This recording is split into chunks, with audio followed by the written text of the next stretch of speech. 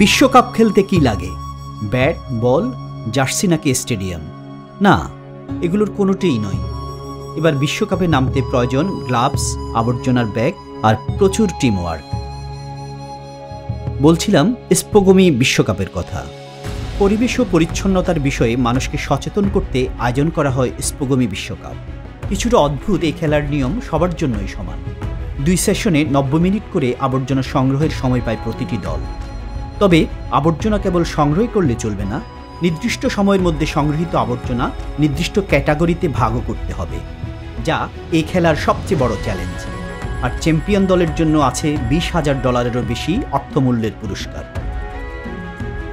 2023 সালে বড় পরিসরে প্রথমবারের মতো আয়োজন করা হয় স্পোগমি বিশ্বকাপে।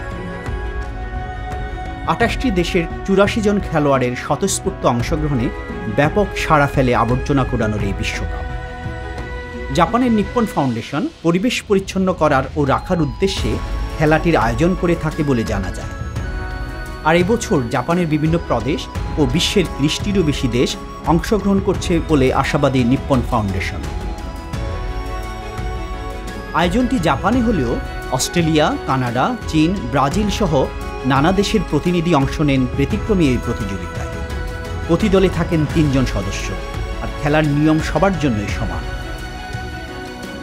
নিপ্পন বাংলাদেশের সিইও আবরার হানিফ ও chief of recruitment Sifat Hasan Moon Bangladesh দলের নেতৃত্ব দেবেন। এ প্রসঙ্গে সিফাত হাসান মুন হ্যালো বাংলাদেশকে বলেন, বাংলাদেশ 5 মাস আগে আবেদন করেছিল। প্রথমে নিপ্পন ফাউন্ডেশন অনুমোদন দেয়নি, পরে বাংলাদেশের ডেডিকেশন, আগ্রহ ও বারবার চেষ্টার কারণে তারা অনুমতি দিয়েছে।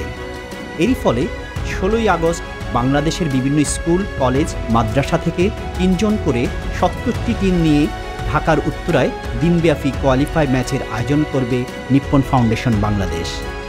এখান থেকে বিজয়ী 3 জন যাবেন বিশ্বকাপে।